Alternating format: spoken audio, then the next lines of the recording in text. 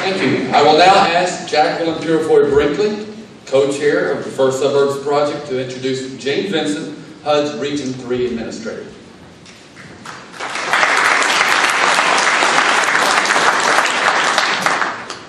Ms. Vincent, I know this has been a long evening for you, and I should tell you all that Ms. Vincent was just appointed the Regional Director of HUD on, I think it was October 7th, 2010.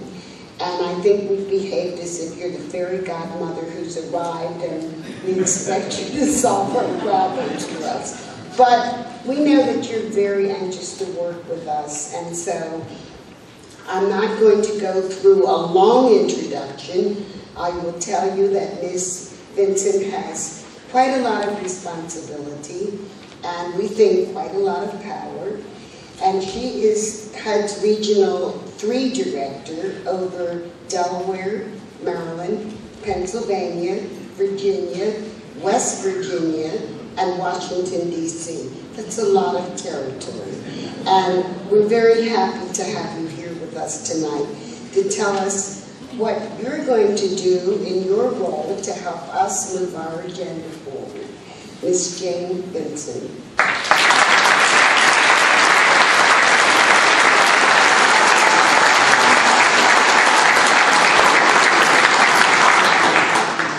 I brought my watch. I don't know if I can be like Dale and keep it to 5 or 6 minutes, but mostly I really want to thank all of you for being out tonight. Thank you for that nice introduction. It has not been a long evening. It has been quite an inspiring evening. And there's a couple of things I want to tell you that inspire me about a room like this one. First, I don't think anyone has mentioned it, but we have certainly been talking an awful lot about fair housing this evening. Fair housing not in just each municipality, because that's part of where the issues are that lie before us and some of the challenges that lie before us, but fair housing across our region. Indeed, this is Fair Housing Month. How timely that this meeting is this month.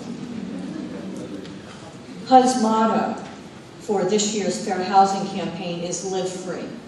Live free from discrimination, and as we might have called it this evening, maybe live free from your zip code.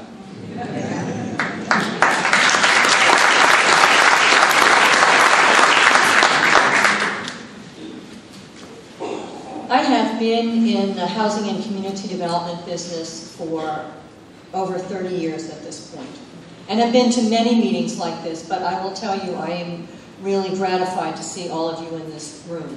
Because as a HUD official and as an individual, I like to work collaboratively. HUD works collaboratively.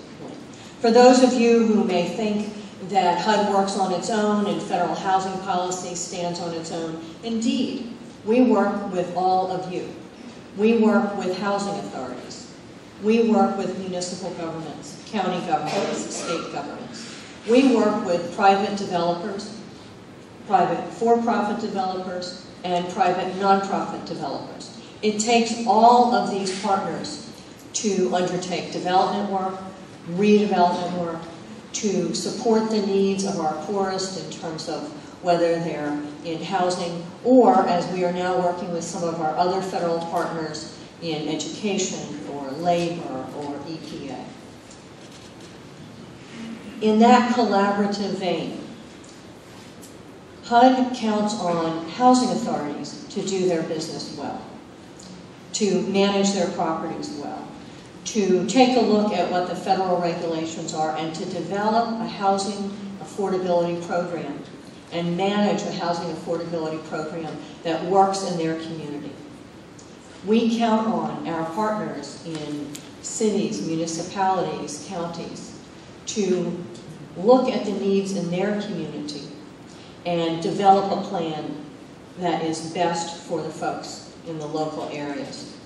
The challenge that we have, and the things that I do pledge to do, is to try to work with all of you and with First Suburbs to work together to not just look at each individual municipality, but to look at the region, our 4-county region, and including Philadelphia.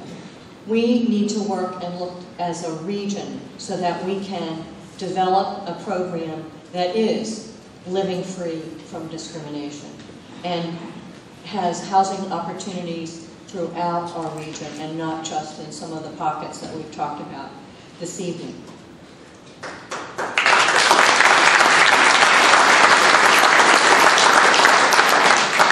This seems like an easy thing for me to say, and of course the bigger challenge is for us to do that. But I will point out to you, in HUD's strategic plan, here it is, goal number 4, build inclusive and sustainable communities free from discrimination.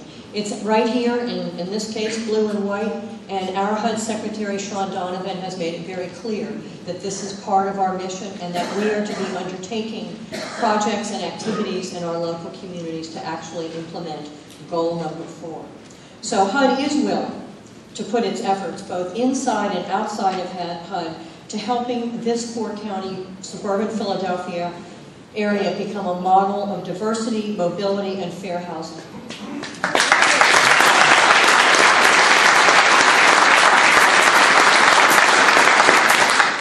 And an area in which steps are taken to end the concentrations of poverty and provide more opportunities for all people, regardless of race or income, to live in communities of their choice. We are willing to work in cooperation with not only First Suburbs, who I will tell you worked very diligently with me and other folks at HUD, not just in the last few weeks and the last months, but I know before my tenure with HUD, but also with other regional planning out organizations, housing authorities, economic development agencies, and other leaders in your general region. And I do mention, and I mentioned it before, HUD's role is very diverse. We are a funding organization. We can be a cheerleader. We can convene meetings. But all in all, it takes those of you at the local level, if you're a local elected official, your housing authorities, your municipal governments, to determine and plan for what is best in your communities. Things that we can and will do soon, and I will tell you some of that, is we will convene the local housing authorities in a preliminary meetings, hopefully before the end of May, certainly before we all break for summer vacation, to bring them together and convene those housing authorities with HUD officials in the Philadelphia office to see where there are opportunities for overlap, for cooperation and collaboration among the housing authorities so that we can get out of the zip code kind of an issue. It may be things that they can share staffing, share zip codes, share don't know what, but the first thing we can do is to bring them together to talk about where those areas of overlap are. These would be the partners who could potentially apply for the small market area, fair market rent demonstration that we've talked about. To the extent that we at HUD can be helpful in educating, advising about the nature of this program, we will do that. I will tell you that we expect very soon for that pilot to be announced, and because of the HUD Reform Act, once it is announced, we can be educating, but we cannot convene around a particular small area, but we will promise to convene housing authorities around the area to talk about the program and the rules and regulations.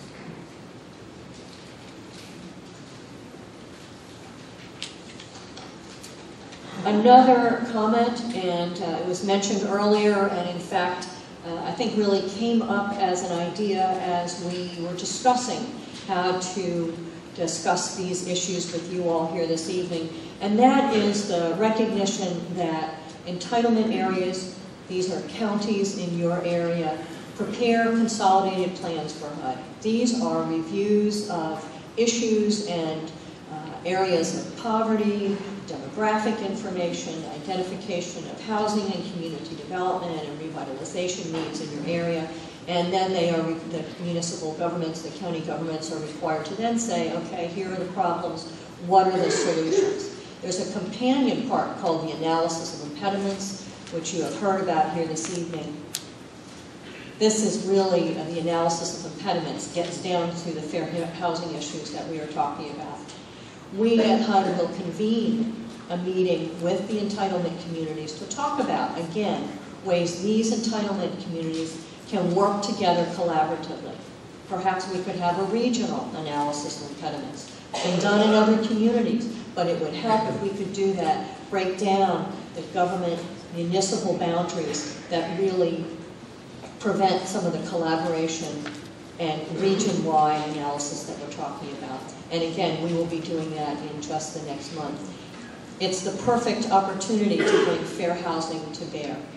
The Philadelphia Regional Office and our Fair Housing and Equal Opportunity folks are very anxious to get this started, along with our community planning and development staff and team.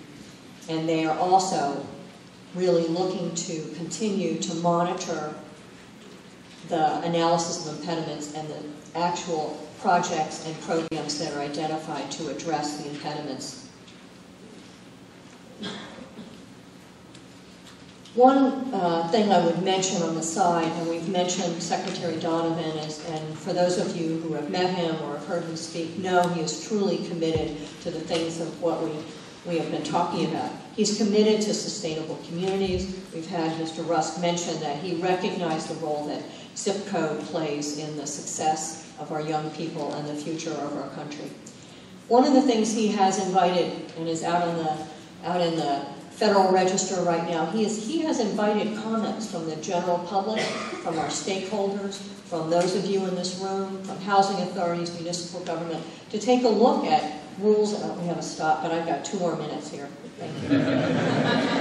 To really invite your comments about rules and regulations that HUD has in place that make it harder to get work done out in the community. Things that we can do to actually improve what we're doing so that we can all move forward in a more positive light. And then lastly, I would say, the value of continued communication cannot be overstressed. I know you have met with HUD in the past. We've met a lot recently, and we will continue to do that. We will work with First Suburbs Project to participate in regular meetings with all the stakeholders in the region, whether it be the housing authorities, the municipalities, or the counties, the regional planning agencies and DVRPC that we've talked about. I would want to introduce you again to Brenda LaRoche and Van Shepard. Van is our point person for this region, and so he is the guy I'm going to be looking to when an issue pops up. I'm going to say, Van, help me out here, let's get working on this. So we will be working with First Suburbs in a continued way. A final comment, and this is a comment that from those of you who are from the state of Delaware or know me from the state of Delaware know that Jim Gilliam is a housing icon and a fair housing icon in the state. And his mama told him something. And it's something I don't forget because he reminds me of it. If you see something wrong, act like it. And I thank you all for acting like it.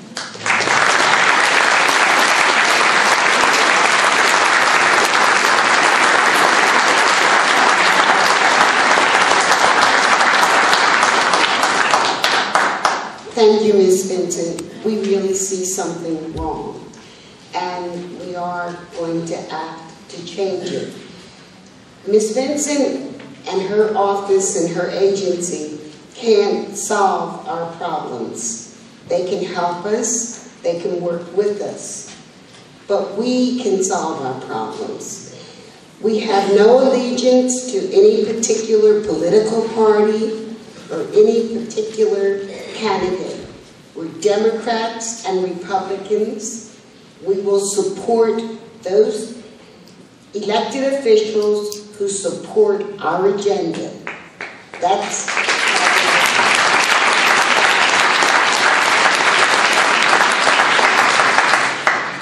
we want to be equal partners with HUD in solving these problems we've identified tonight, because we live in these communities.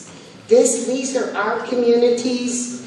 Our children are going to the schools that are substandard in these communities because of their zip codes. And we're at a point where we're not going to accept that anymore.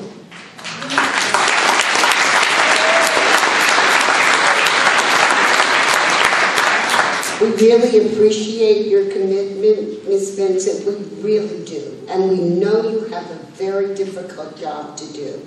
But we want you to know that we are going to be there every step of the way, making certain that our needs are being addressed and that we are helping to shape the agenda that affects our communities in the future. We didn't get here overnight. And we didn't get to the point we're at because HUD was such a good friend of our communities.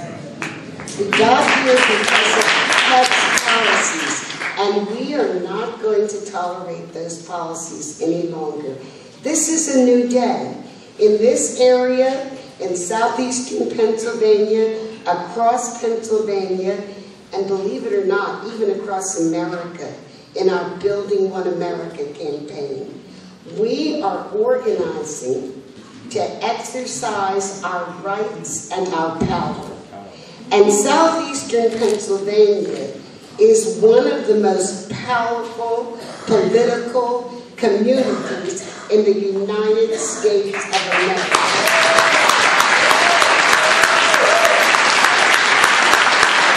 So I want all of you sitting here to know that either we let things stay as they are, or we organize and change.